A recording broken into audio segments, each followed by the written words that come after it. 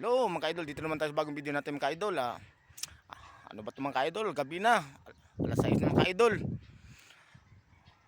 Ito lang masasabi ko dyan sa ano no, mga anak din no, na may mga magulang pa. Ito lang bigay ko sa inyo na tip.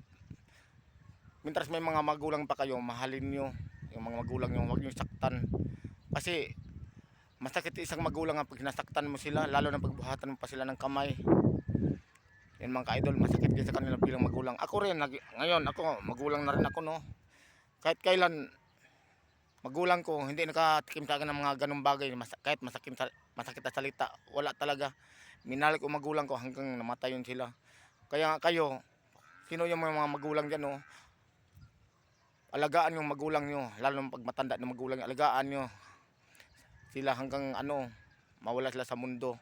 Hindi yung saktan nyo sila, pagbuhatan nyo pa ng kamay. Kasi masakit din sa isang magulang pag ano, sinaktan mo sila eh. Kagaya ko, naging magulang na rin ako. Masakit yan para sa isang magulang, lalo na pag halimbawa yung mumurahin mo pa, sunod saktan mo pa. Masakit yan sa mga magulang ng ganyan, sunod buhatan mo pa ng kamay. Yung mga ka-idol, nangyari sa pamangkin kong ka-idol doon sa Maynila, sa kapatid kong babae, sinaktan ng ano ng anak niya.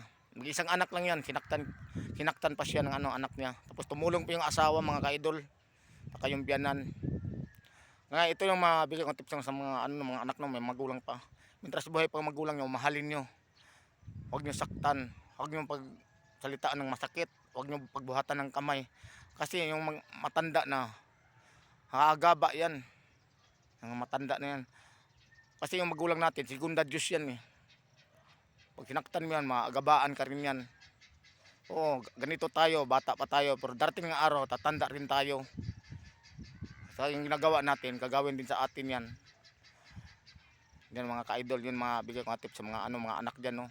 Mintras buhay pa magulang nyo, alagaan nyo, huwag nyo saktan, huwag nyo pagmura-murahin, huwag nyo pagbuhatan ng kamay. Saka mahalin nyo hanggang sa mawalan sa mundo.